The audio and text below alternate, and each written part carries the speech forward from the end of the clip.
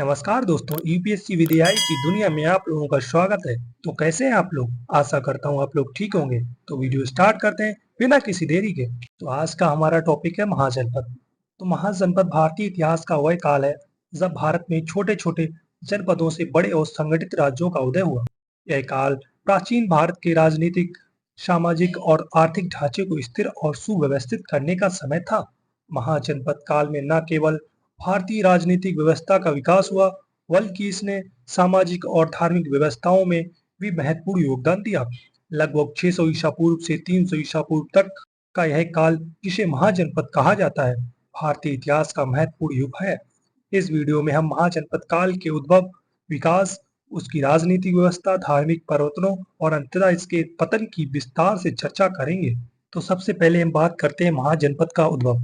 महाजनपद का उदय तब हुआ जब छोटे छोटे जनपद या समुदाय एकजुट होकर बड़े राज्यों का निर्माण करने लगे।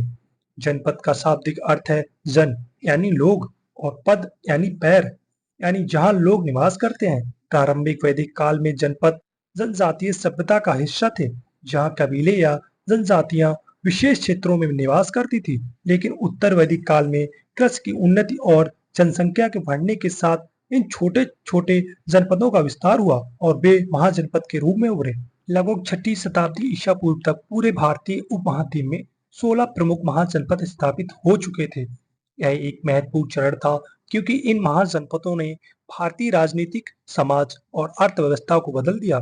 महाजनपदों के उदय के समय भारत में लौह उपकरणों का व्यापक रूप से उपयोग होने लगा था, जिससे कृषि और युद्ध क्षमताओं में सुधार हुआ। अब कहानी में आगे बढ़ते हैं और बात करते हैं 16 महाजनपदों की सूची और उनके विशेष गुण। प्राचीन भारतीय ग्रंथों जैसे अगुंतर निकाय और महावस्तु में 16 महाजनपदों का उल्लेख मिलता है। ये महाजनपद विभिन्न भौगोलिक क्षेत्रों में स्थित थे और प्रत्येक का अपना विशिष्ट राजनीतिक, सामाजिक और सांस्कृतिक ढांचा था। तो अब कहानी में आगे बढ़ते हैं और बात करते हैं 16 प्रमुख महाजनपद की। तो नंबर 1, अंग। यह महाजनपद वर्तमान बिहार और बंगाल क्षेत्र में स्थित था। मगध। मगध सबसे शक्तिशाली महाजनपदों में से एक था और बाद में मौर्य साम्राज्य का केंद्र बना। नंबर 3, वज्र। यह महाजनपद एक गणराज्य था जिसमें विभिन्न कबीले मिलकर शासन करते थे। नंबर 4, मल्ल। यह जनपद नेपाल और उत्तर भारत के कुछ हिस्सों में स्थित था। नंबर 5, कुरु। यह महाजनपद हरियाणा और दिल्ली के क्षेत्रों में स्थित था। नंबर 6, पांचाल। यह महाजनपद उत्तर प्रदेश के पश्चिमी और मध्य हिस्सों में स्थित था। नंबर 7, काशी। काशी वर्तमान वाराणसी के क्षेत्र में स्थित था और एक महत्वपूर्ण धार्मिक केंद्र था। नंबर 8, कौशल। यह महाजनपद उत्तर प्रदेश के अयोध्या क्षेत्र में स्थित था। नंबर 9, वत्स। यह जनपद वर्तमान उत्तर प्रदेश के इलाहाबाद क्षेत्र में स्थित था। नंबर 10, अवंती। यह महाजनपद वर्तमान मध्य प्रदेश में स्थित था। नंबर 11, सूरसेन। यह महाजनपद मथुरा और उसके आसपास के क्षेत्रों में स्थित था। नंबर 12, गंधार। यह जनपद वर्तमान पाकिस्तान और अफगानिस्तान के क्षेत्रों में स्थित था। नंबर 13, कम्बोज। यह महाजनपद उत्तर पश्चिम भारत और वर्तमान अफगानिस्तान के क्षेत्रों में स्थित था। नंबर 14, मच्छ। यह जनपद राजस्थान के क्षेत्र में स्थित था। नंबर 15, चेदी। यह महाजनपद बुंदेलखंड के क्षेत्र में स्थित था। नंबर 16, व्रज।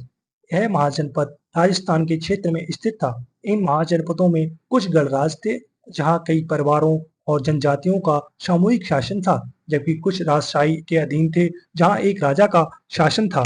तो अब कहानी में आगे बढ़ते हैं, बात करते हैं महाजनपदों की राजनीतिक व्यवस्था। महाजनपद काल में राजनीतिक व्यवस्था का विकास अत्यधिक महत्वपूर्ण था। अधिकांश महाजनपदों में राजशाही व्यवस्था थी, लेकिन कुछ महाजनपदों में गणराज्य प्रणाली थी, जिसमें जनजातीय समूह के बीच सामूहिक शासन किया जाता था। उदाहरण के लिए वज्र महासंघ एक प्रसिद्ध गणराज्य था। यहाँ राजा का चुनाव होता था और उसके निर्माण सामूहिक होते थे। गणराज्य की यह व्यवस्था प्राचीन भारतीय लोकतांत्रिक प्रणाली का एक आदर्श उदाहरण है। हालांकि अधिकांश महाजनपदों में राजतंत्र की व्यवस्था थी, ये जहाँ शक्ति और शासन एक व्यक्ति यानी राजा के हाथ में केंद्रित था। राजा को ब्राह्मणों का समर्थन प्राप्त होता था और इसे ईश्वरीय शक्ति का प्रतीक माना जाता था। राजा की शक्ति और शासन को वैध ठहराने के लिए विभिन्न यज्ञों और अनुष्ठानों का आयोजन किया जाता था। तो अब कहानी में आगे बढ़ते हैं, बात करते हैं राजनीतिक संघर्ष और विस्तार की।